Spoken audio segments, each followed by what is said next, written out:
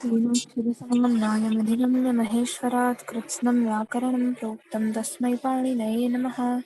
वाक्यकारं वररुचिं भाष्यकारं पतञ्जलिं पाणिनिं सूत्रकारं च प्रणतोऽस्मि मुनित्रयं नमस्कृत्य तदुक्तिः परिभाव्य च वैयाकरणसिद्धान्तकौमुदीयं विरच्यते।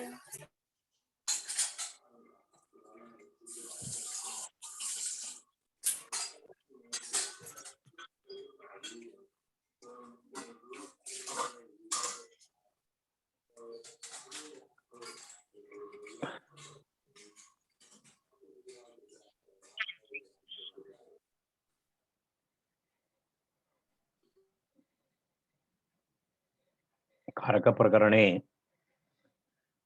गतिबुद्धि प्रत्यवसानार्थ शब्दकर्माकर्मकाणाम् अणिकर्ता सणौ इति सूत्रं प्रचलति। तत्र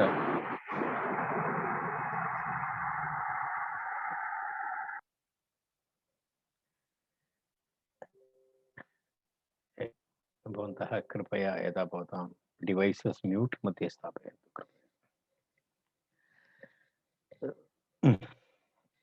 गतिबुद्धि प्रत्यवसानार्थ शब्दकर्माकर्मकाणाम् अणिकर्ता सणौ सूत्रं कर्मसंज्ञा विधायकं सूत्रम् अन्यन्तकर्तुः ण्यन्ते कर्म भवति। अणि यः कर्ता भवति सः नौ कर्म भवति इति अस्माभिः दृष्टम्।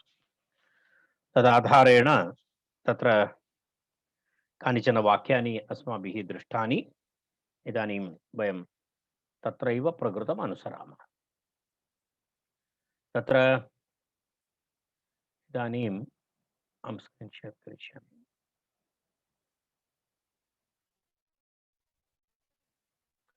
यदा वयं कानिचन वाक्यानि तत्र दृष्टवन्तः, तानि वाक्यानि एकवारं पश्यामः। तदनन्तरं सिद्धान्तबुद्ध्यां यानि उदाहरणानि सन्ति तानि उदाहरणानि पश्यामः।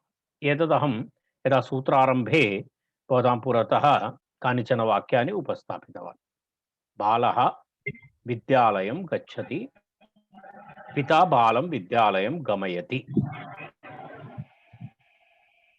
अत्र बालः विद्यालयं गच्छति इति प्रथमं वाक्यं, पिता बालं विद्यालयं गमयति। तस्य कथं तस्य समन्वयः इति अत्र दत्तमस्ति। अत्र प्रथमवाक्ये अन्यन्तस्य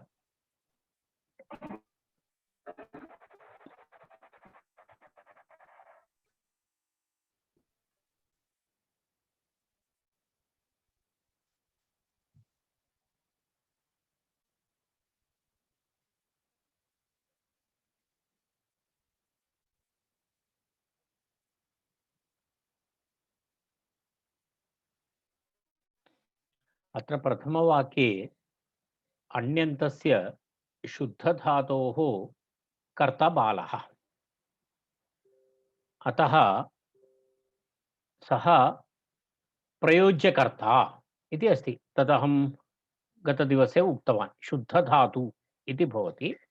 शुद्धधातोः यः कर्ता, शुद्धधातोः प्रयोगे यः कर्ता भवति, यदा गच्छति इत्यादिषु तस्य कर्ता बालः, सः प्रयोज्यकर्ता भवति। द्वितीये वाक्ये ण्यन्तप्रयोगः, गमयति इति ण्यन्तप्रयोगः। द्वितीये वाक्ये ण्यन्तस्य गमयति इत्यस्य तत्र कर्ता कः भवति? पिता अस्ति। तस्य कर्ता पिता अस्ति। तर्हि अतः सः प्रयोजककर्ता इत्युच्यते। तर्हि प्रयोज्यकर्ता अनन्तरं प्रयोजककर्ता इति तत्र द्वयं भवति, कर्तृद्वयं भवति तत्र। तदनन्तरं पुनः अग्रे गच्छामः। गत्यर्थकधातुप्रयोगात् प्रयोजककर्तुः पितुः गमनप्रेरणक्रियां प्रति प्रयोज्यकर्ता बालः कर्म भवति प्रकृतसूत्रेण इति उक्तं। तत्र एवमस्ति। तस्य आशयः किमस्ति?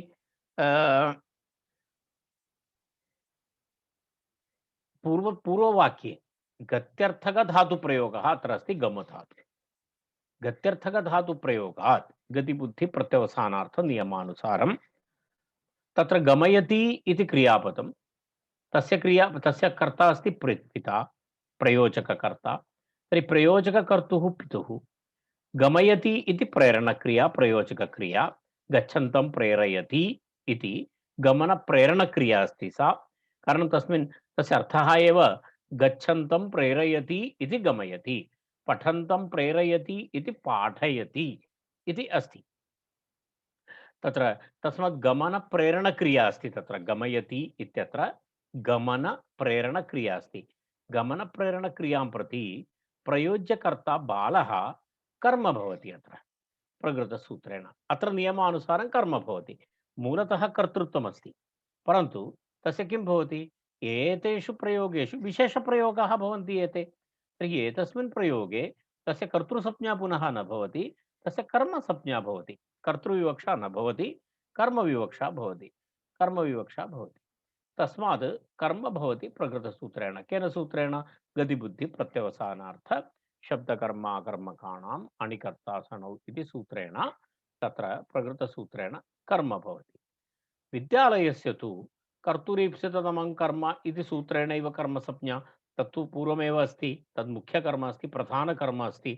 तस्मात् विद्यालयस्य तु कर्तुरीप्सिततमं कर्म इति सूत्रेणैव कर्मसंज्ञा भवति।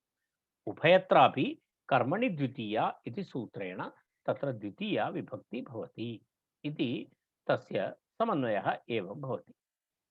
तर्हि बालः विद्यालयं गच्छति इति अस्ति। तत्र बालः विद्यालयं गच्छति इत्यस्य एवं तस्य समन्वयः करणीयः इति तस्य आशयः।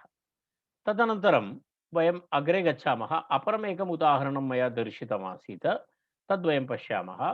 तदेवमस्ति, छात्रः श्लोकार्थं बोधति इति द्वितीयं वाक्यं। छात्रः श्लोकार्थं बोधति इति तस्य गुरुः तत्र छात्रं श्लोकार्थं बोधयति इति तस्य ण्यन्तप्रयोगः। गुरुः छात्रं श्लोकार्थं बोधयति इति ण्यन्तप्रयोगः। तर्हि कथं भवति? तत्रापि समन्वयः एवमेव अस्ति। प्रथमवाक्ये छात्रः प्रयोज्यकर्ता, द्वितीयवाक्ये गुरुः प्रयोजककर्ता, अर्थात् कर्तृद्वयं। प्रथमवाक्ये प्रयोज्यकर्ता छात्रः, द्वितीये वाक्ये गुरुः प्रयोजककर्ता। तर्हि तत्र किं भवति? बुद्ध्यर्थकधातोः यदा गतिबुद्धिप्रत्यवसानार्थ बुद्ध्यर्थकधातोः अवगमनार्थकधातोः इत्यर्थः। बुद्ध्यर्थकधातुः नाम अवगमनार्थकधातुः भवति। तर्हि तत्र प्रयोगात् प्रयोजककर्तुः गुरोः प्रेरणक्रियां प्रति प्रयोज्यकर्ता छात्रः किं भवति? प्रयोज्यकर्ता छात्रः कर्म भवति प्रकृतसूत्रेण। कर्म भवति प्रकृतसूत्रेण। श्लोकार्थस्य तु कर्तुरीप्सितमम् इति सूत्रेणैव कर्मसंज्ञा भवति। उभयत्रापि ततः द्वितीया भवति कर्मणि द्वितीया इति सूत्रेण। कर्म द्वितीया विभक्तिविधायकं सूत्रम् एकमेव अस्ति, तत्र भिन्नं सूत्रं नास्ति इति तस्य आशयः। इति गत्यर्थकस्य उदाहरणम्, अनन्तरं पुनः बुद्ध्यर्थकस्य उदाहरणं द्वितीयं। तृतीयम् उदाहरणमस्ति तत्र प्रत्यवसानार्थस्य। शिशुः ओदनं भुङ्क्ते, माता शिशुम् ओदनं भोजयति इति अस्ति। तर्हि तत्र माता शिशुः ओदनं भोजयति इति अस्ति। तर्हि तत्रापि प्रथमकर्ता शिशुः प्रयोज्यकर्ता, माता प्रयोजककर्त्री। तर्हि अस्मिन् वाक्ये कथं समन्वयः? अत्र प्रथमवाक्ये शिशुः तत्र किं भवति? प्रयोज्यकर्ता भवति। द्वितीये वाक्ये माता प्रयोजककर्त्री भवति। भक्षणार्थकधातोः प्रयोगात् प्रत्यवसानार्थधातु प्रत्यवसानार्थधातुः अस्ति। प्रत्यवसानार्थधातुः अस्ति इति कृत्वा भक्षणार्थकधातोः प्रयोगात् तत्र किं भवति? तत्र प्रयोगात् प्रेरणक्रियां प्रति प्रयोज्यकर्ता शिशुः कर्म भवति एतेन सूत्रेण। तत्र भोजनप्रेरणक्रियां प्रति प्रयोज्यकर्ता शिशुः तत्र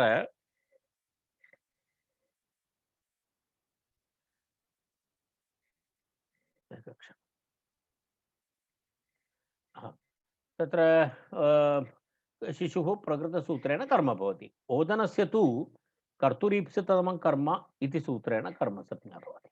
उभयत्रापि ततः द्वितीय इति तृतीयम् उदाहरणं प्रत्यवसानार्थस्य तृतीयम् उदाहरणं। तर्हि अपरम् अग्रिमम् उदाहरणं वयं पश्यामः। तत्र बालः गद्यं पठति इति। एतत्तु किमस्ति? शब्दकर्मणः उदाहरणं, शब्दकर्मकधातोः उदाहरणं। तत्र कथमस्ति इति तत्र पश्यतु।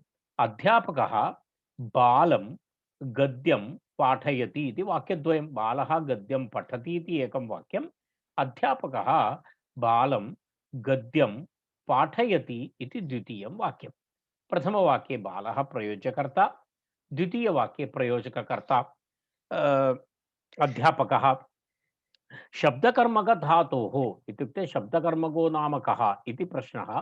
तत्र श्लोकः, गद्यं, मन्त्रः इत्येवम् आदयः एते सर्वे शब्दात्मकाः। एते सर्वे शब्दात्मकाः। तस्मात् तत्र श्लोकादिषु शब्दसमूहः ननु भवति। श्लोकादयः यदि धातोः कर्म भवन्ति तर्हि सः धातुः शब्दकर्मकः इत्युच्यते। एवमस्ति। प्रयोगात् प्रयोजककर्तुः अध्यापकस्य प्रेरणक्रियां प्रति प्रयोज्यकर्ता बालः कर्म भवति प्रकृतसूत्रेण। गद्यस्य तु कर्तुरीप्सितमं कर्म इति कर्मसंज्ञा। गद्यमिति तत्र मुख्यकर्म अस्ति, प्रधानं कर्म अस्ति, तस्य भेदः नास्ति। कर्तुरीप्सितमं कर्म उभयत्रापि द्वितीया, कर्मणि द्वितीया इति। इति कस्य उदाहरणम् एतत्? चतुर्थम् उदाहरणं कस्य? शब्दकर्मकधातोः। अंतिमम् उदाहरणमस्ति अकर्मकधातोः विषये। यदा गति, बुद्धि, प्रत्यवसानार्थ, तत्र त्रयाणामपि अर्थनिबन्धनासंज्ञा अस्ति। अर्थनिबन्धनासंज्ञा इत्युक्ते यदा वयं तत्र दृष्टवन्तः दुह्यच् पच् दण्ड रुधि प्रचि इत्यत्र धातोः इति विषयः नास्ति, धात्वर्थमपि तत्र भवति। इत्युक्ते अर्थनिबन्धनसंज्ञा अस्ति, न तु शब्दः। तस्मात् गति, गत्यर्थक सर्वेषां धातूनां, बुद्ध्यर्थक सर्वेषां धातूनां, तदनन्तरं प्रत्यवसानार्थकधातूनां प्रयोगे इति तदेव गतिबुद्धि प्रत्यवसानार्थ इति उक्तं तत्र। तदनन्तरं पुनः अग्रे शब्दकर्मणः उदाहरणम् उक्तम्। इदानीम् अग्रिमम् उदाहरणमस्ति अकर्मकधातूनाम्। उपविशति इति अकर्मकप्रयोगः। वृद्धः उपविशति, वृद्धः उपविशति इति अकर्मकप्रयोगः।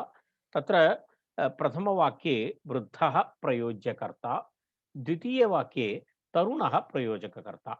तर्हि अकर्मकधातोः प्रयोगात् तत्र प्रयोजककर्तुः तरुणस्य प्रेरणक्रियां प्रति प्रयोज्यकर्ता वृद्धः कर्म भवति तत्र प्रकृतसूत्रेण। ततः द्वितीया, अत्र अकर्मकप्रयोगः इति कृत्वा एक एव कर्म भवति। एतस्यैव कर्तुरीप्सितमं कर्म इति कर्म तु अत्र न भवति। ततो द्वितीय इति कर्मणि द्वितीय। कारणम् अत्र मुख्यकर्म तु नास्ति खलु, तेन कारणेन। तर्हि एवम् एतानि उदाहरणानि एतावद् वयम् अत्र दृष्ट्वा वयम् अग्रे अस्माकं मूलग्रन्थं प्रति इदानीं गच्छामः। तत्र वयं पश्यामः एकवारं। पश्यतु।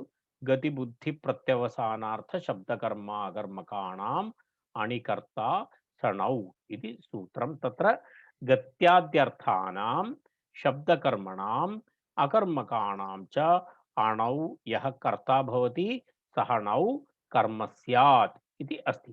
तस्य उदाहरणाय एकश्लोकरूपेण उदाहरणं दत्तमस्ति। तत्र सर्वेषामपि शब्दानां सर्वेषामपि धातूनाम् अस्मिन् श्लोके प्रयोगः अस्ति। तत्र गत्यर्थकधातुः अपि अस्ति, अनन्तरं बुद्ध्यर्थकधातुः अपि अस्ति, अनन्तरं तत्र प्रत्यवसानार्थः अस्ति, शब्दकर्म अस्ति, अकर्मक। एतत् सर्वं दर्शयितुम् एकः श्लोकः। शत्रून् अगमयत् स्वर्गं वेदार्थं स्वान् अवेदयत् आशयच्च अमृतं देवान् वेदम् अध्यापयत् विधिम्। तदनन्तरं पुनः पश्यतु। तत्र आसयत् सलिले पृथ्वीं यः स मे श्रीहरिः गतिः इति अस्ति। यः एतत् सर्वं कृतवान्, किं कृतवान्?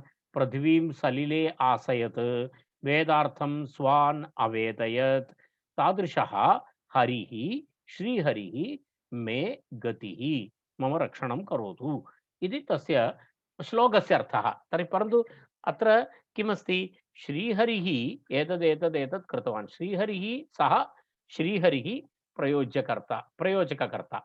तर्हि श्रीहरिः शत्रून् स्वर्गम् अगमयत्। श्रीहरिः स्वान् वेदार्थम् अवेदयत्। श्रीहरिः देवान् अमृतम् आशयत्। श्रीहरिः विधिं वेदम् अध्यापयत्।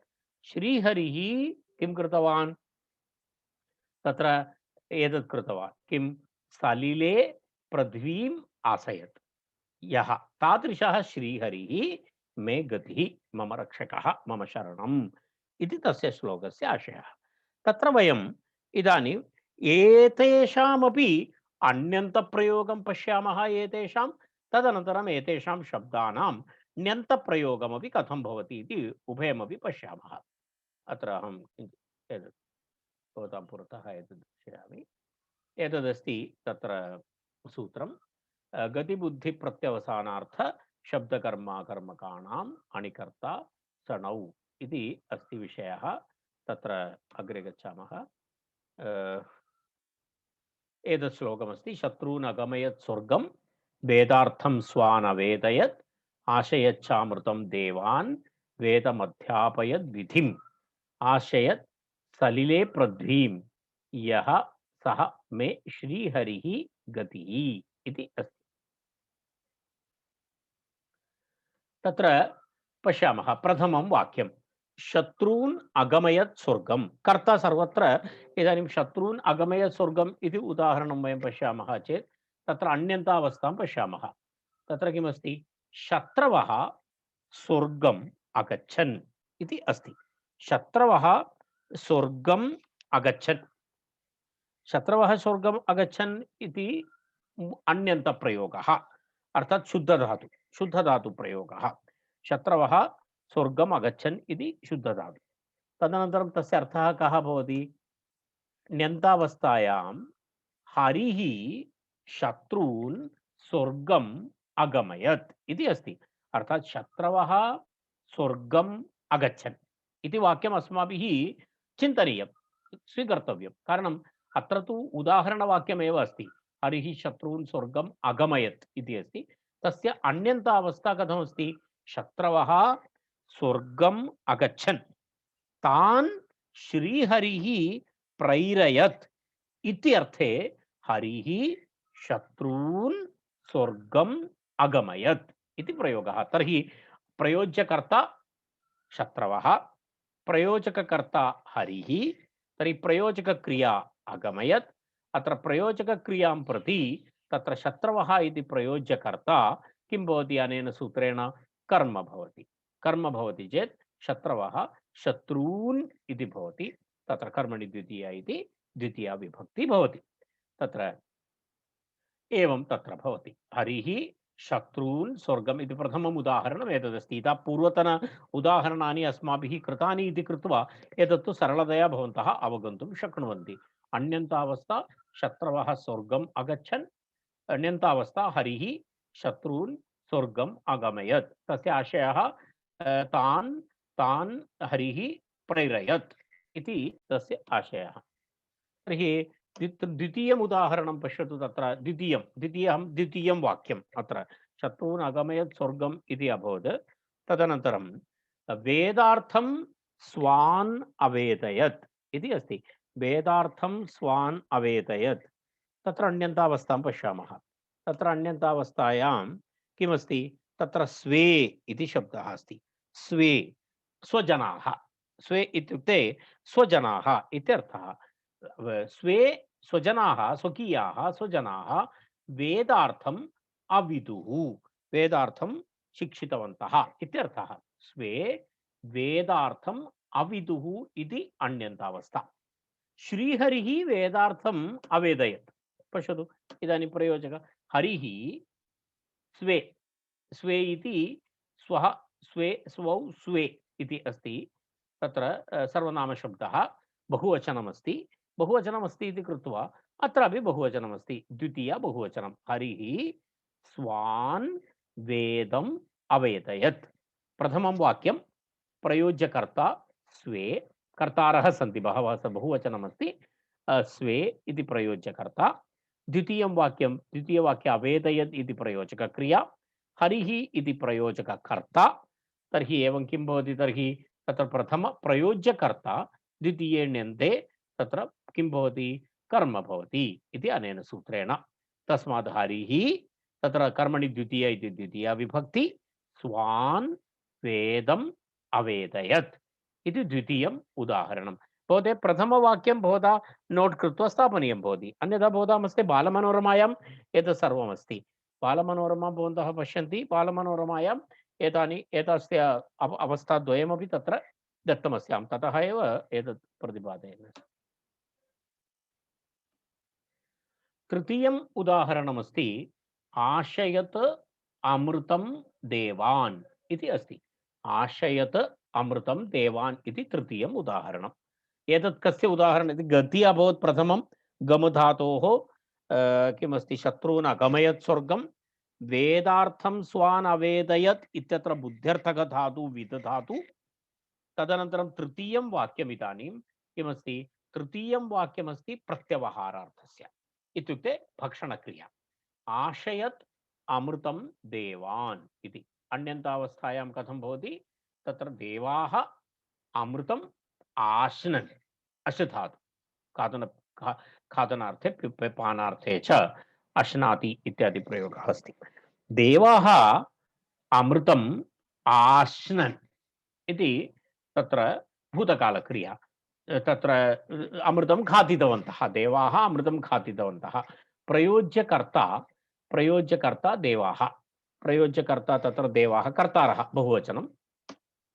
ण्यन्तावस्थायाम् अत्र प्रत्यवसानार्थकः आश्नाति इति क्रियापदं, तस्य प्रत्यवहारार्थः भक्षणक्रियार्थः।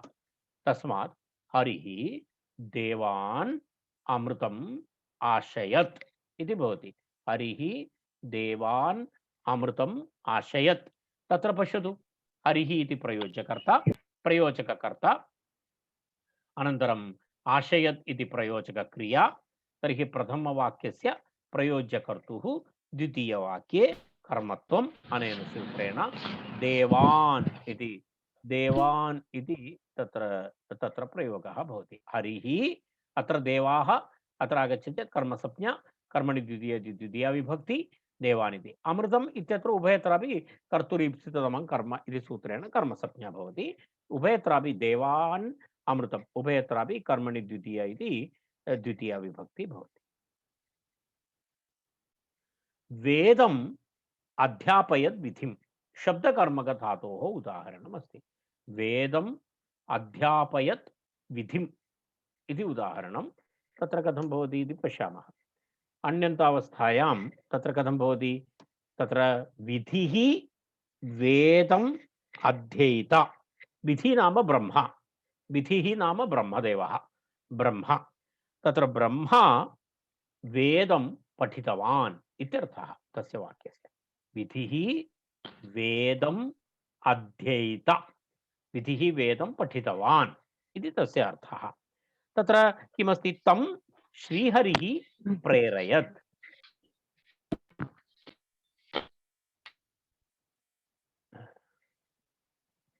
विधिः वेदम् अध्येत, तदनन्तरं ण्यन्तावस्थायां किमस्ति, हरिः तं प्रेरयत् इत्यर्थे हरिः विधिं वेदम् अध्यापयत्। शब्दकर्मणः उदाहरणम् एतत्, शब्दकर्मणः उदाहरणं। तर्हि श्रीहरिः अत्र प्रयोजककर्ता, अध्यापयत् इति प्रयोजकक्रिया, वेदम् इति तत्र शब्दकर्मकक्रिया अस्ति। अध्यापनम् इति शब्दकर्मकक्रिया अस्ति इति कृत्वा तत्र हरिः इति, अनन्तरम् अत्र विधिः इति तत्र प्रयोज्यकर्ता, अत्र विधिम् इति द्वितीया भवति, कर्म भवति। हरिः विधिं वेदम् अध्यापयत् इति तत्र भवति।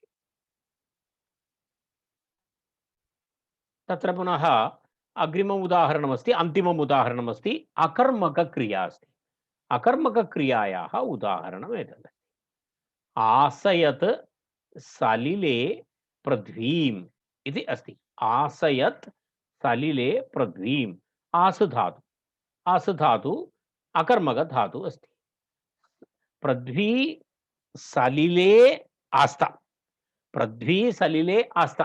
पृथ्वी सलिले अस्ति अथवा आसम् आसीत् इति तत्र अर्थः। तस्मिन् अर्थे तत्र तिष्ठति स्म अथवा स्थिता इत्यर्थे अस्ति। पृथ्वी सलिले आस्था। तर्हि तत्र तां पृथ्वीं श्रीहरिः प्रैरयत् इत्यर्थे किं भवति? स्थापितवान् इति। हरिः हरिः तत्र हरिः सलिले पृथ्वीम् आसयत् इति अस्ति। तत्र अस अकर्मक धातु अस्ति। असभुवि तत्र अस धातु अकर्मक धातु अस्ति। अकर्मक धातु अस्ति इति कृत्वा तत्र किमस्ति? पृथ्वी सलिले आस्था। तत्र पृथ्वी अकर्मक धातु अस्ति। अकर्मक धातोः तत्र कर्ता अस्ति प्रयोज्यकर्ता। प्रयोज्यकर्ता यदि अत्र अकर्मक धातोः प्रयोगे अपि तत्र प्रयोजकक्रिया आसयत् प्रयोजककर्ता हरिः। तर्हि पृथ्वी यदा पृथ्वी इति अत्र किं भवति? अत्र कर्म भवति। तस्मात् हरिः सलिले पृथ्वीम् आसयत् इति प्रयोगः भवति। हरिः सलिले पृथ्वीम् आसयत् इति प्रयोगः भवति। तर्हि पश्यतु एतत् अकर्मकधातोः उदाहरणं। तर्हि एवं शत्रून् अगमयत् स्वर्गं वेदार्थं स्वान् अवेदयत्। पुनः तृतीयं किमस्ति?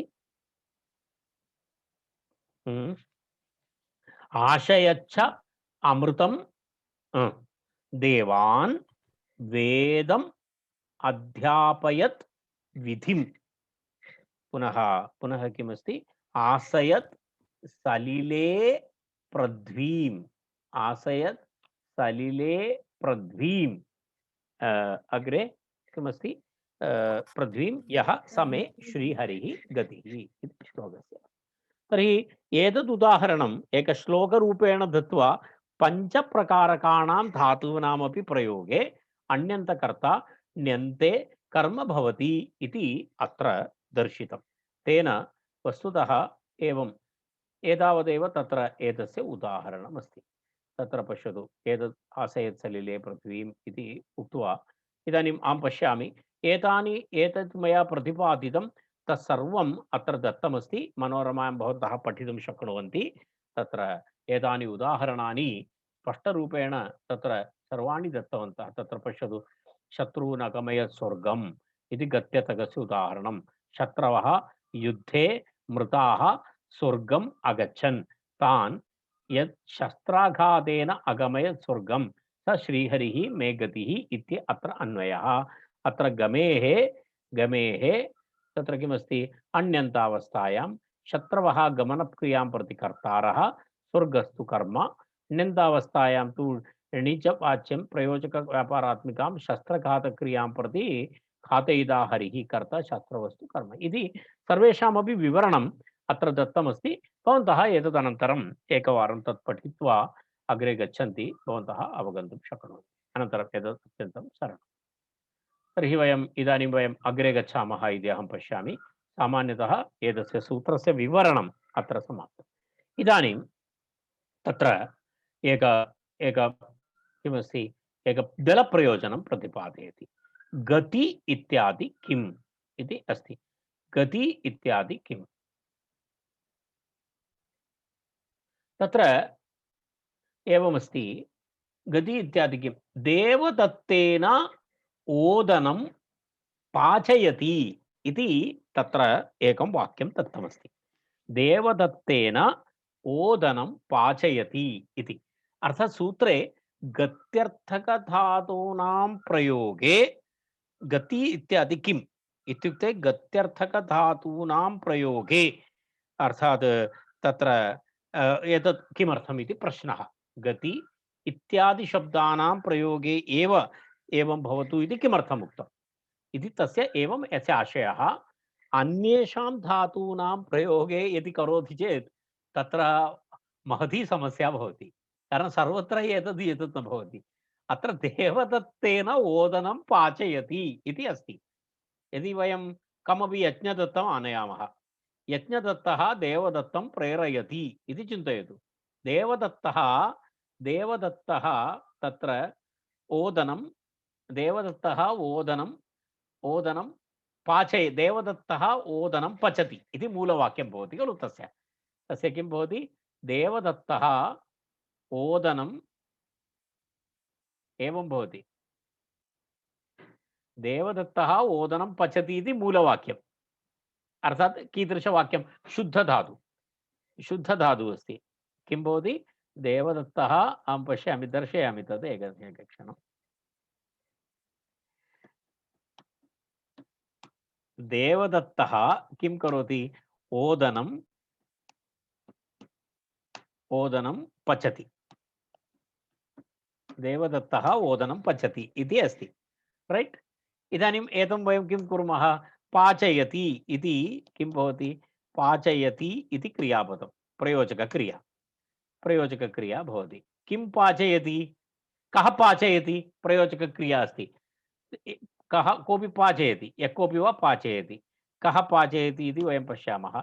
यज्ञदत्तः इति एवं एवं वयं स्वीकुर्मः, एकं शब्दं तत्र स्वीकुर्मः, यज्ञदत्तः इति। तत्र यज्ञदत्तः इति मुद्रण, चैत्रः इति स्वीकरोतु, मुद्रणार्थं कष्टं भवति, तर्हि लघुवाक्यं योग्यं। चैत्रः इति अस्ति, चैत्रः पाचयति, चैत्रः पाचयति। किं पाचयति? अत्रापि भेदः नास्ति। किमस्ति? ओदनमस्ति, ओदनमस्ति, ओदनं पाचयति। इदानीं विषयः एवमस्ति, चैत्रः ओदनं पाचयति। इदानीं प्रयोज्यकर्ता अस्ति देवदत्तः, अत्र पाचयति इति प्रयोजकक्रिया। चैत्रः किमस्ति? चैत्रः अत्र प्रयोजककर्ता।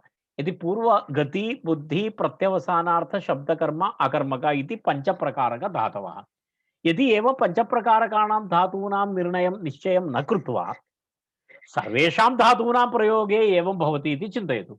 अर्थात् गतिबुद्धि केवलं सूत्रम् एवं भवति, अणिकर्ता सणौ, गतिबुद्धि प्रत्यवसानार्थ शब्दकर्माकर्मकाणाम् इति न, केवलम् अणिकर्ता सणौ इति वयं कुर्मः, तर्हि किं भवति?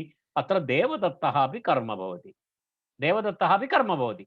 देवदत्तः कर्म भवति चेत् समस्या का इत्युक्ते, चैत्रः देवदत्तम् ओदनं पाचयति इति वाक्यं भवति।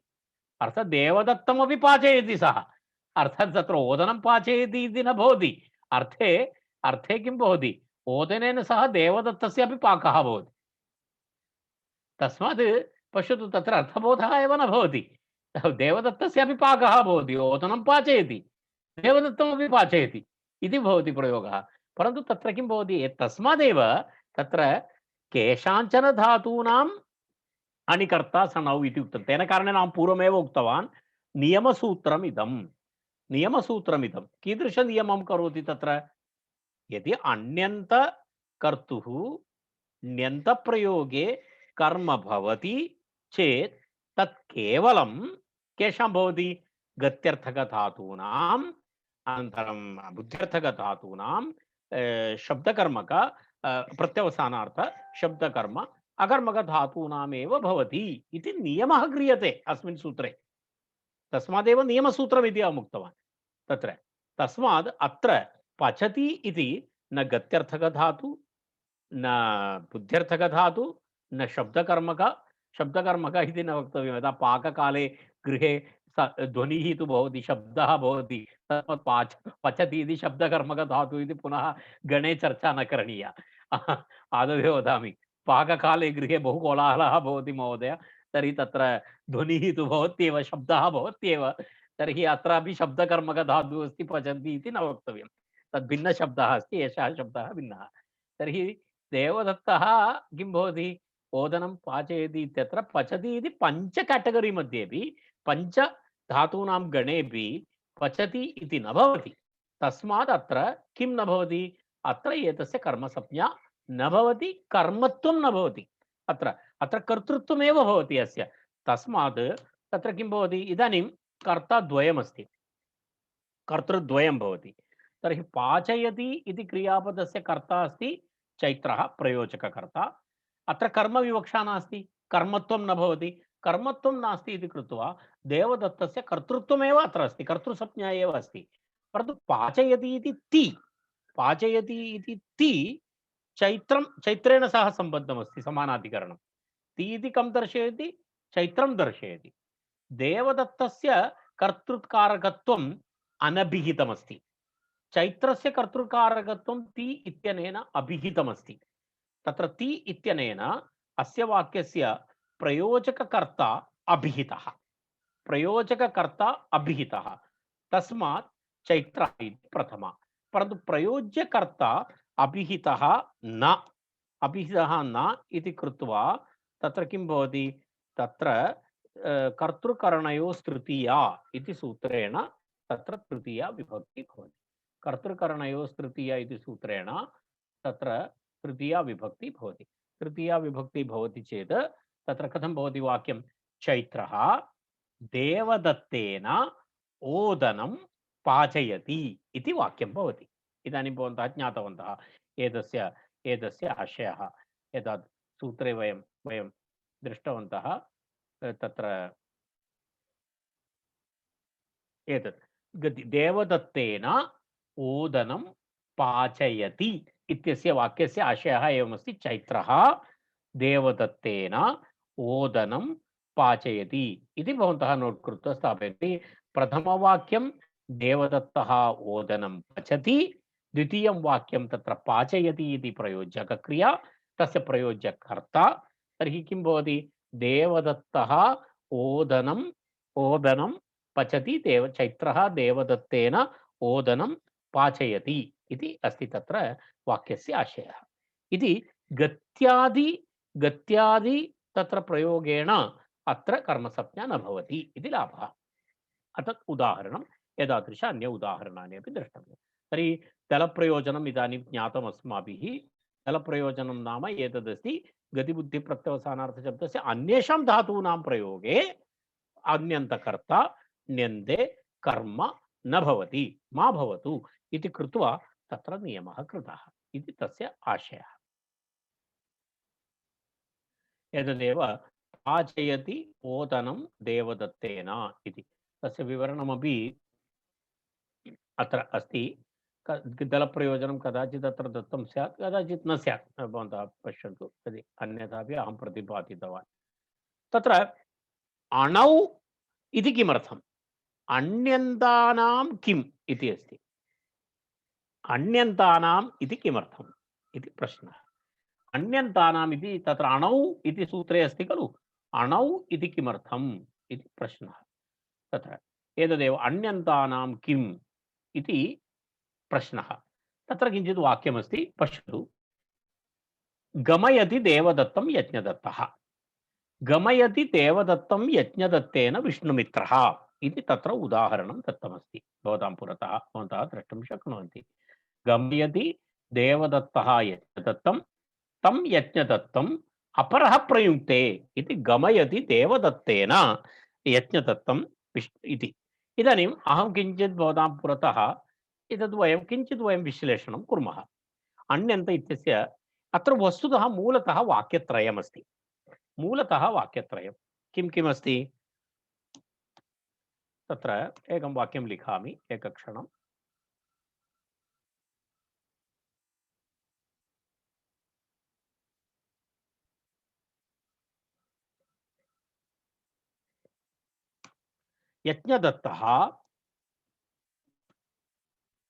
यज्ञदत्तः गच्छति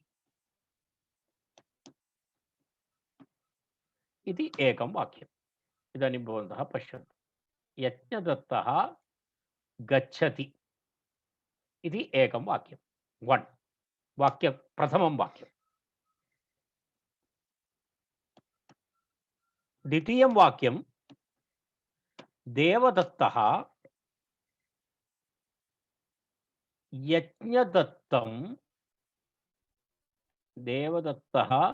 यज्ञदत्तं किं करोति? इदानीं वयं किञ्चित् कापि पेस्ट् करिष्यामि। यज्ञदत्तम् इदानीं क्रियापदं किं भवति?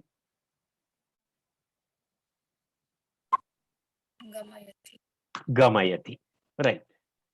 गमयति इति क्रियापदं भवति। गमयति अर्थात् प्रयोजकक्रिया। गमयति इति भवति। इदानीं वाक्यद्वयम् भवति। इदानीं प्रथमवाक्यं यज्ञदत्तः गच्छति, यज्ञदत्तः गच्छति, प्रयोज्यकर्ता गच्छति इति। द्वितीयवाक्यमस्ति गमयति, गत्यर्थकधातुः अस्ति, गत्यर्थकधातुः अस्ति इति कृत्वा प्रयोज्यकर्ता अन्यन्त प्रयोज्यकर्ता अन्यन्तकर्ता इति। सः ण्यन्ते किं भवति, अत्र कर्म भवति। अर्थात् प्रथम प्रयोज्यकर्ता ते यज्ञदत्तः, प्रयोजकक्रियां प्रति कर्म अभवत्। इत्युक्ते गमयति इति प्रयोज्यक्रिया, प्रयोजकक्रियां प्रति यज्ञदत्तः कर्म। तस्मात् गतिबुद्धि प्रत्यवसानार्थ शब्दकर्माकर्मकाणाम् अणिकर्ता सनौ इति कृत्वा तत्र कर्मसंज्ञा द्वितीयविभक्ति। तर्हि अत्र किमस्ति, पुनरेकवारम् अन्यन्तकर्ता अस्ति यज्ञदत्तः। इदानीम् अत्र यज्ञदत्तः कर्म देवदत्तः अस्ति। देवदत्तः कीदृशकर्ता अस्ति, ण्यन्तकर्ता अस्ति। सूत्रे कस्य कर्मसंज्ञा प्रति उक्ता अस्ति, अन्यन्तकर्तुः। इदानीं वाक्यं किञ्चित् इतोपि बृहत् भवति। इदानीम् एवं करोतु, देवदत्तः यज्ञदत्तं गमयति। तत्र वयं पश्यामः, देवदत्तं यज्ञदत्तः गच्छति, तं देवदत्तः यज्ञदत्तं गमयति। तर्हि तादृशदेवदत्तं कश्चन तृतीयः प्रेरयति इति चिन्तयतु। तादृशदेवदत्तं कोऽपि अन्यः प्रेरयति। तस्मात् तत्र किं भवति, देवदत्त एतत् वयं किञ्चित् कापि कुर्मः।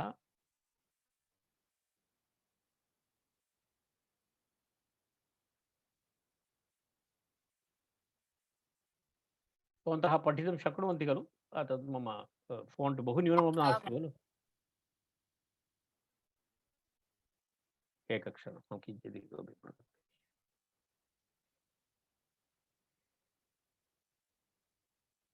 अस्तु, तर्हि एतद् इदानीं पश्यतु। इदानीम् अपरं वाक्यं वयं कुर्मः। इदानीं देवदत्तः यज्ञदत्तम्, इदानीं देवदत्तस्य अहं प्रत्ययं न स्थापयामि, तत्र तिष्ठतु। एतं देवदत्तं यज्ञदत्तं गमयितुं प्रेरयति कश्चन अन्यः विष्णुमित्रः। पश्यतु,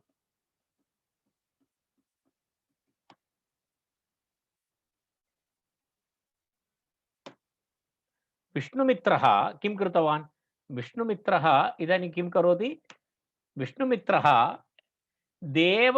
इदानीं देवदत्तः एतस्मिन् वाक्ये किं भवति, देवदत्तः तत्र कर्ता भवति वा कर्म भवति वा इति प्रश्नः। प्रथमं वाक्यं यज्ञदत्तः गच्छति, प्रयोज्यकर्ता। द्वितीयवाक्ये सः कर्म अभवत्, यज्ञदत्तं प्रयोजकक्रिया, प्रयोजककर्ता देवदत्तः, अथवा तस्य प्रयोजककर्ता वदतु अथवा ण्यन्तकर्ता।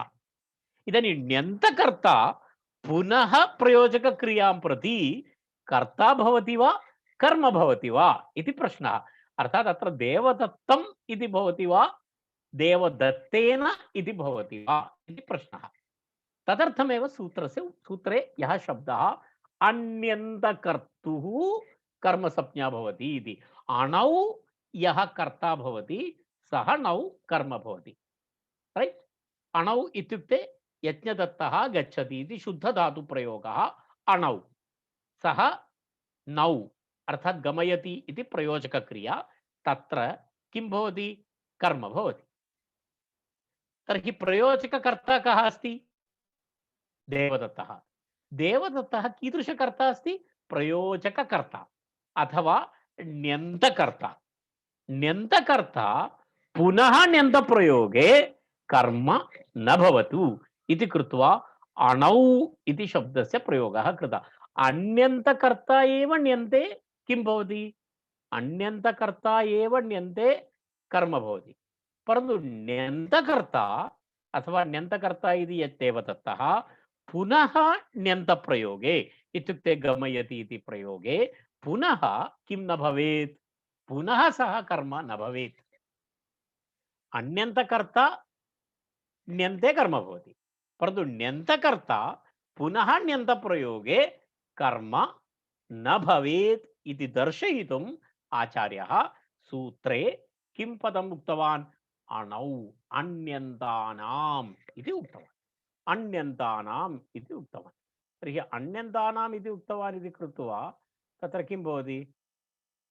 तत्र स्पष्टमस्ति। अत्र विष्णुमित्रः देवदत्तेन, अत्र किं भवति? कर्मसंज्ञा न भवति। कर्मसंज्ञा न भवति चेत् तत्र कीदृशी संज्ञा अस्ति? कर्तृसंज्ञा एव भवति। कर्तृसंज्ञा एव भवति। देवदत्तेन, देवदत्तेन यज्ञदत्तं गमयति इति प्रयोगः भवति। तर्हि एषः अपि एकया दृष्ट्या तत्र किं भवति? प्रयोजककर्ता एव भवति। विष्णुमित्रः देवदत्तेन यज्ञदत्तं गमयति। अत्र कर्तृकरणयोस्तृतीया इति अत्र तृतीया विभक्ति भवति। कर्तृकरणयोस्तृतीया इति तृतीया विभक्ति भवति अत्र इति तस्य आशयः।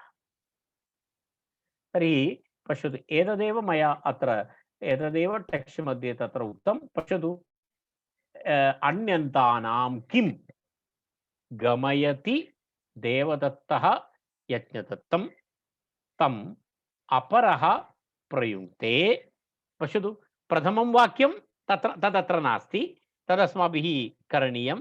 यज्ञदत्तः गच्छति, यज्ञदत्तं देवदत्तः गमयति, तम् अपरः कश्चन विष्णुमित्रः तं देवदत्तम् अपरः प्रेरयति प्रयुक्ते। तर्हि गमयति देवदत्तेन यज्ञदत्तं विष्णुमित्रः इति तत्र वाक्यं भवति।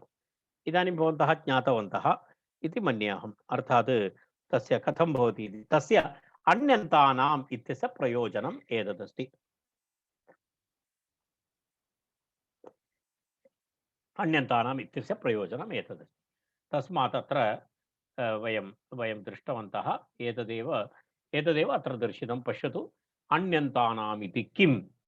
गमयति देवदत्तं यज्ञदत्तः तम् अपरः प्रयुङ्क्ते। गमयति देवदत्तं यज्ञदत्तेन विष्णुमित्रः इति। इत्युक्ते अन्यन्तकर्ता ण्यन्ते कर्म भवतु। ण्यन्तकर्ता पुनः ण्यन्तक्रिया यदि भवति तत्र कर्मसंज्ञा न भवेत् इति कृत्वा अणौ इति शब्दस्य प्रयोगः कृतः पाणिनिना।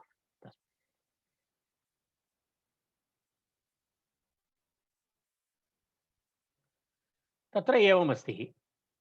इदानीं भवतां पुरतः एतद् इदानीम् एतावदेव तस्य सूत्रस्य विवरणम् अस्ति। इदानीं कुत्रचित् प्रतिषेधः अपि अस्ति। अर्थात् सर्वेषां गत्यर्थकधातूनां प्रयोगे अस्ति, परन्तु कुत्रचित् तत्र अपवादाः भवन्ति, कुत्रचित् विकल्पेन भवन्ति, कुत्रचित् निषेधः अस्ति। तदर्थं तत्र कानिचन वार्तिकानि अस्मिन् सन्दर्भे प्रयुक्तानि सन्ति। तत्र प्रथमं वार्तिकमस्ति नीवह्योर्न इति अस्ति। नीवह्योर्न, नीवह्योर्न इत्युक्ते तत्र किमस्ति? कारके इति अधिकारः अस्ति। अणिकर्ता स नौ इति अत्र अनुवर्तते। एतत् सर्वम् अत्र आवश्यकं भवति। इत्युक्ते नी अनन्तरं वः, एतयोः द्वयोः धातोः प्रयोगे अन्यन्तकर्ता ण्यन्ते कर्म न भवति इति नीवह्योर्न इति वार्तिकस्य आशयः। नी धातु नयति। पश्यतु, नीञ् प्रापणे इति धातुः अस्ति। नीञ् प्रापणे, वः प्रापणे इति अनयोः ण्यन्तयोः प्रयोज्यकर्तुः गतिबुद्धि इत्युक्तं न इति वक्तव्यम् इति वार्तिकस्य अर्थः। वार्तिकस्य अर्थः तत्र दत्तः अस्ति। कथमस्ति? नीञ् प्रापणे, एतद्द्वयमपि वस्तुतः गत्यर्थकधातुः अस्ति। नी प्रापणे इति धातु गत्यर्थकधातुः अस्ति। अनन्तरं वः प्रापणे इति धातुः अपि गत्यर्थकधातुः अस्ति। तर्हि गत्यर्थकधातूनां प्रयोगे पूर्वसूत्रेण गतिबुद्धिप्रत्यवसानार्थक इत्यादि सूत्रेण तत्र किं भवितुम् अर्हति? अन्यन्तकर्ता ण्यन्ते कर्म भवितुम् अर्हति, नियमः। तत्र विशेषनियमः क्रियते अथवा निषेधः क्रियते केषां केषां धातूनां प्रयोगे गत्यर्थक सर्वेषां धातूनां न तत्र पुनः प्रतिषेधः गत्यर्थक नी धातु गत्यर्थक वह धातु एतयोः द्वयोः प्रयोगे अन्यन्तकर्ता गतिबुद्धि प्रत्यवसानार्थक सूत्रेण यत् प्रयोज्यकर्तुः कर्मत्वं प्रयोज्यकर्तुः कर्मत्वम् अत्र न वक्तव्यम् अत्र कर्म न भवति इति तस्य आशयः। तर्हि तत्र किं भवति कर्मसंज्ञा न भवति चेत् स कर्ता एव भवति। प्रयोज्यकर्ता प्रयोज्यकर्ता प्रयोजकक्रियां प्रति कर्म न भवति कर्तृत्वेन भवति कर्ता एव भवति तत्र तस्य कर्तृत्वं न नश्यति कर्तृत्वमेव भवति तत्र तत्र उदाहरणाय तत्र किं दत्तमस्ति इति भवन्तः पश्यन्तु तत्र उदाहरणं तत्र एतदस्ति किमस्ति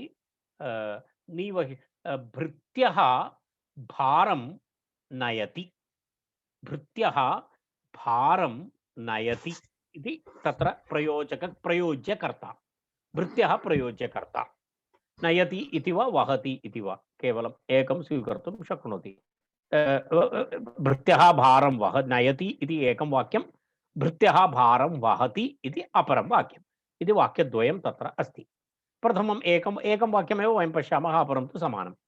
तत्र भृत्यः भारं नयति इत्यत्र प्रयोज्यकर्ता भृत्यः शुद्धधातु निधातु शुद्धक्रिया तस्य यदा वयं परिवर्तनं कुर्मः तर्हि नयति इत्यस्य प्रयोजकक्रिया किं भवति नाययति इति प्रयोजकक्रिया नाययति नाययति इति प्रयोजकक्रिया भवति नाहयति अथवा वाहयति नाययति वा वाहयति उभयं नाययति तत्र कः नाययति देवदत्तः नाययति इति देवदत्तः इति प्रयोजककर्ता देवदत्तः इति प्रयोजककर्ता इति एकः शब्दः तत्र योजनीयः। तत्र देवदत्तः किं करोति देवदत्तः भारं नाययति देवदत्तः भारं नाययति तत्र किमस्ति भारं नाययति इति वयं वदामः तत्र भृत्यः वस्तुतः अत्र कर्म भवितुमर्हति कारणं नीजप्रापणे इति गत्यर्थकधातुः अस्ति गत्यर्थकधातुस्तु अत्र अन्यन्तकर्ता भृत्यः अस्ति सः ण्यन्ते कर्म भवितुम् अर्हति परन्तु अनेन सूत्रेण अनेन वार्तिकेन तस्य निषेधः क्रियते अर्थात् गतिबुद्धिप्रत्यवसानार्थशब्दकर्माकर्मकाणाम् इत्यादि सूत्रेण अत्र वस्तुतः कर्मसंज्ञा भवितुमर्हति परन्तु तस्य निषेधः क्रियते निषेधं क्रियते इति कृत्वा अत्र किं भवति कर्तृत्वमेव भवति कर्ता एव भवति तत्र कर्तृकरणयोः तृतीया इति तृतीया विभक्ति भवति। तर्हि कथं नाययति देवदत्तः वाक्यं पूर्णमेवं करणीयं भवति देवदत्तः भृत्येन भारं वाहयति अथवा नाययति अत्र भृत्येन इति तत्र किं भवति कर्ता एव भवति इति कृत्वा कर्तृकरणयोः तृतीया इति तृतीया विभक्तिः भवति इति तस्य आशयः। तदेव अत्र अस्ति पश्यतु भृत्यः भारं नयति अथवा वहति वा तं प्रेरयति इत्यर्थः। अत्र प्रयोज्यकर्तुः भृत्यस्य निज प्रकृत्यर्थ नयनं वहनं च प्रति कर्तुः प्रयोजक व्यापारं प्रति कर्मत्वे निवृत्ते निज प्रकृत्यर्थं प्रति कर्तृत्वस्यैव निरपवादत्वेन अवस्थानात् तृतीया बोध्या। तत्र कर्मत्वं तु निरस्तं कर्मत्वं तु न भवति कारणं नीवह्योर्न इति सूत्रे इति वार्तिकेन कर्मत्वं तु निरस्तं कर्मत्वं निरस्तम् इति कृत्वा कर्तृत्वस्यैव निरपवादत्वेन अवस्थानात् निरपवादत्वेन कर्तृत्वमेव तत्र भवति तिष्ठति इति कृत्वा तत्र कर्तृकरणयोः तृतीया इति तृतीया बोध्या इत्यर्थः।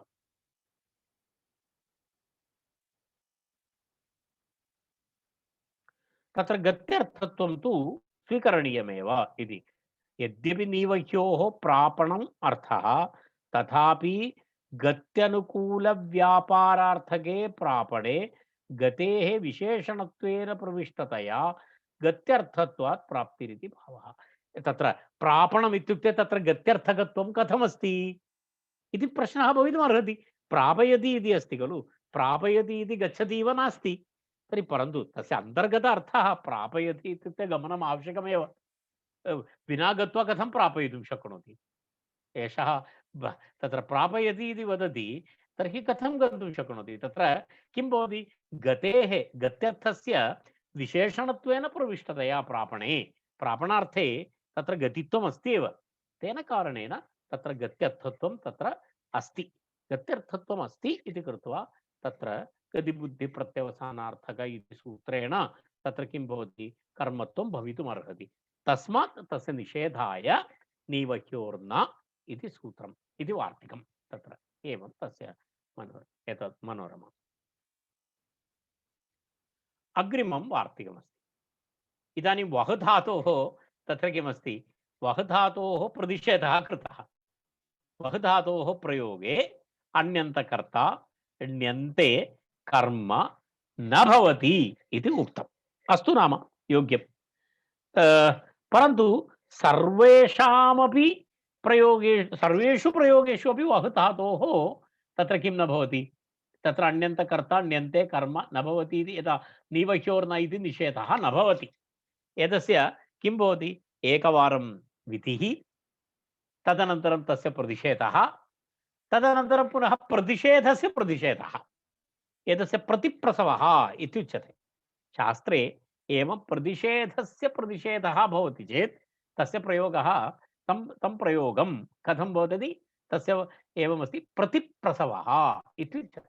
अयं प्रतिप्रसववार्तिकमस्ति। अर्थात् प्रथमं गतिबुद्धि इति सूत्रेण अन्यन्तकर्तुः ण्यन्ते कर्मत्वं, परन्तु द्वितीयं नी वह धातोः प्रयोगे अन्यन्तकर्तुः ण्यन्ते कर्मत्वं नास्ति इति प्रतिषेधः। तत्रापि पुनः अपरं नियन्त्रकर्तृकस्य वहेरनिषेधः। नियन्त्रकर्तुः वहेः अनिषेधः इति अस्ति। तत्र अपरं तत्र नियन्तकर्ता भवति, नियन्तकर्तुः वहेरनिषेधः इति तत्र एकः एतं प्रतिषेधं वदति। इत्युक्ते यः प्रयोजककर्ता यदि नियन्ता भवति, नियन्ता इत्युक्ते चालकः, नियन्ता इति नायकः, सारथिः इत्याद्यर्थः। नियन्त्रकर्ता इत्युक्ते तस्य आशयः एवमस्ति, यदा किं वदामः, तस्य यदा यः नियन्त्रणं करोति स चालकः भवितुमर्हति, सारथी भवितुमर्हति इत्यादि। यदा नियन्ता, नियन्त्रकः, सारथी इत्यादि अर्थे तत्र नियन्तृकर्तृकः इत्युच्यते। तत्र एवमस्ति। तत्र पश्यतु, एवम् अहं दर्शयामि तद्भवन्तम् एकक्षणम्। तत्र एकम् अन्यन्तावस्थायाम् एकं वाक्यं पश्यामः। कीदृशं वाक्यं भवन्ति? वाहाः रथं क्रियापदं किं भवति? वहन्ति,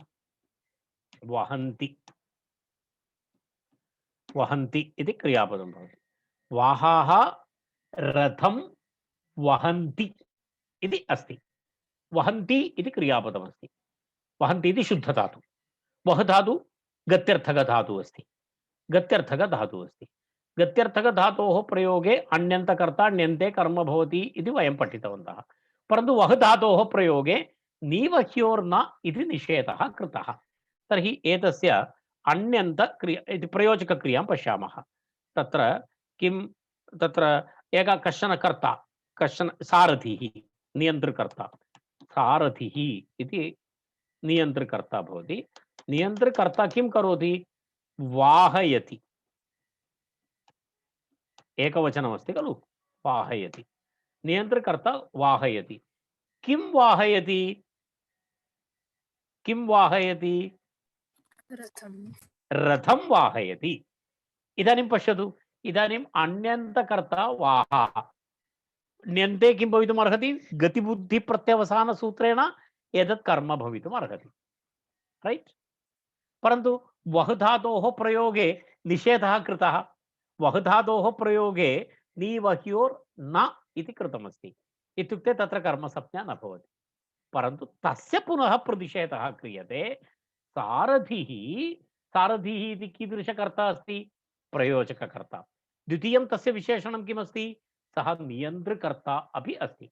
सः नियन्त्रकर्ता अपि अस्ति, अर्थात् सारथिः इति नियन्त्रकः। नियन्त्रकः अस्ति इति कृत्वा तस्य नियन्त्रकर्तृकस्य वहेः अनिषेधः इत्युक्ते नीवह्योर्न इति कर्मत्वनिषेधः अत्र न भवति। इत्युक्ते कर्मत्वं भवति, कर्मसंज्ञा भवति। कर्मसंज्ञा भवति चेत् किं भवति? कर्मसंज्ञा भवति चेत् तस्य कर्मणि द्वितीया इति सूत्रेण कर्मसंज्ञा भवति। कर्मसंज्ञा भवति चेत् किं कथं वाक्यं भवति? सारथिः वाहान् रथं किं करोति? वाहान् रथं वाहयति इति वाक्यं भवति। तर्हि अत्र किं भवत्? प्रथमं कर्मसंज्ञा सूत्रेण, नीवह्योर्न इति वार्तिकेन कर्मसंज्ञायाः निषेधः, नियन्त्रकर्तृः वहेरनिषेधः। नियन्त्रकर्तृक वहुधातु, अत्र नियन्त्रकर्तृकः अस्ति सारथि, नियन्त्रकर्ता वहुधातु। तर्हि तत्र अन्यन्तकर्तुः ण्यन्ते कर्म न भवति इति न, इत्युक्ते भवति इत्यर्थः। नियन्त्रकर्तुः वहेः अनिषेधः इति तत्र भवति। तस्मादेव अत्र एतदुक्तम्। एतदुदाहरणं भवन्तः पश्यतु।